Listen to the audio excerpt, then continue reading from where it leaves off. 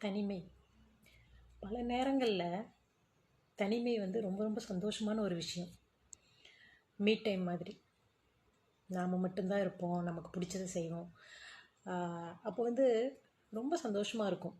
அப்பா, தனியாக இருக்கிறது, தனிமையில் இருக்கிறது தான் ஒரு வரம் அப்படிங்கிற மாதிரி கண்டிப்பாக நமக்கு தோணும் பல நேரங்களில். ஆனால் சில நேரங்களில் அதே தனிமை நம்மளுக்கு ஒரு விரக்தியான ஒரு ஃபீலை கொடுக்குது.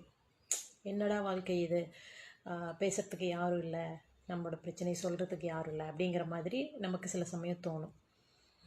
அது ஒரே தனிமை ஒரு சமயம் அப்படி இருக்குது, ஒரு சமயம் இப்படி இருக்குது. இதுக்கு என்ன ரீசன்னு யோசிச்சிருக்கீங்களா? அது என்ன தெரியுமா? நாமளாக விரும்பி தனியாக இருந்தால் அது நமக்கு சந்தோஷத்தையும் நல்ல ஒரு சௌகரியமான ஒரு மனசையும் நமக்கு தருது.